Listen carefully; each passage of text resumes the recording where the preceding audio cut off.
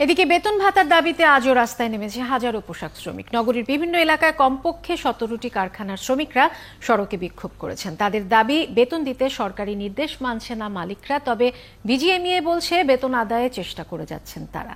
আরো জানাচ্ছেন কাবেরী মৈত্র। 71 ঢাকা। করোনা চিকিৎসায় সামনের সারির যোদ্ধাদের থাকা খাওয়ার জন্য নগরীর 20টি হোটেলের নাম প্রস্তাব করেছিল স্বাস্থ্য অধিদপ্তর। অথচ এ নিয়ে কিছুই জানে না সেসব হোটেল কর্তৃপক্ষ। বলছেন এই দুর্যোগে তারা পাশে থাকতে চান, তবে সিদ্ধান্ত দ্রুত জানালে সেভাবেই প্রস্তুত হবেন তারা। অবশেষে বাড়ি ফিরলেন 19 দিন গাবতলী টার্মিনালে আটকে পড়া সাতক্ষীরার পঞ্চানন গাইন। তাকে নিয়ে 71 টেলিভিশনে খবর প্রচারের পর পুলিশের সহযোগিতায় বুধবার সকালে বাড়ি পৌঁছান তিনি।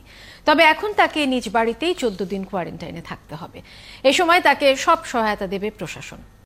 দেশে ত্রাণ পরিচালনার দায়িত্ব জেলা প্রশাসনের কাছ থেকে সিটি কর্পোরেশন ও জনপ্রতিনিধিদের দেওয়া হয়েছে। দেশে অতি দরিদ্র এবং ত্রাণ প্রয়োজন এমন ব্যক্তির তালিকা করার ক্ষেত্রে প্রধানমন্ত্রী যে নির্দেশ, তাও জনপ্রতিনিধিরাই করবেন বলে জানিয়েছে জেলা প্রশাসন।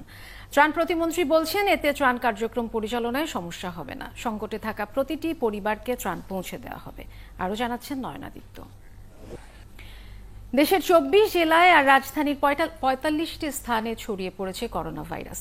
একদিনের ব্যবধানে আক্রান্ত জেলা বেড়েছে 4টি। রাজধানীতেই সবচেয়ে বেশি আক্রান্ত হয়েছেন 123 জন। আক্রান্ত এলাকার মধ্যে শীর্ষে বাসাবো। এদিকে স্বল্প পরিসরে কমিউনিটি সংক্রমণের কথা স্বীকার করে আক্রান্ত এলাকাগুলোকে লকডাউন করেছে আইডিসিআর। করোনা ঠেকাতে শুধু গাড়ি চলাচলই পুরো বন্ধ করা গেছে, মানুষের অবাধ চলাচল বন্ধ হয়নি। কি ঢাকার ভেতরে কি প্রবেশ পথে নানা অজুহাতে মানুষ এখনো পথে নামছে। কেউ ঢাকা ছাড়ছেন তো কেউ ঢুকছেন। আইন শৃঙ্খলা বাহিনীর প্রাণান্ত চেষ্টাতেও ঢাকাকে বিচ্ছিন্ন রাখার ঘোষণা কার্যকর হয়নি। জীবনের ব্যস্ততায় কেউই যেন করোনা ভীতিকে পাত্তাই দিতে চাইছে না। মনির মিল্লাতের প্রতিবেদন।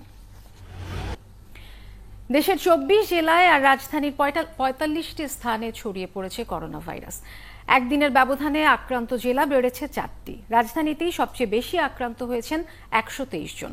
আক্রান্ত এলাকার মধ্যে শীর্ষে বাসাবো। এদিকে স্বল্প পরিসরে কমিউনিটি সংক্রমণের কথা স্বীকার করে আক্রান্ত এলাকাগুলোকে লকডাউন করেছে আইডিসিআর। করোনার প্রভাবে 5 মাস পিছিয়ে যাচ্ছে পদ্মা সেতুর কাজ। প্রায় 25% বিদেশি প্রকৌশলী অনুপস্থিত থাকা এবং শ্রমিক সংকটকেই এর কারণ বলছেন প্রকল্প পরিচালক। তবে কাজের গতি ধরে রাখতে 3 শিফটের পরিবর্তে 2 শিফটে কাজ চালিয়ে নেওয়া হচ্ছে। আরও জানাচ্ছেন নয়নাদিত্য। করোনার বিস্তার ঠেকাতে সাধারণ ছুটির মেয়াদ বাড়ানোর পাশাপাশি বিধি নিষেধ শিথিলের ধারায় এবার মসজিদে জামাতে নামাজ পড়ারও অনুমতি দিয়েছে সরকার। বুধবার ধর্ম মন্ত্রণালয় থেকে এক জরুরি বিজ্ঞপ্তিতে বলা হয়েছে, বেশ কিছু শর্ত মেনে বৃহস্পতিবার জোহরের নামাজ থেকে মুসল্লি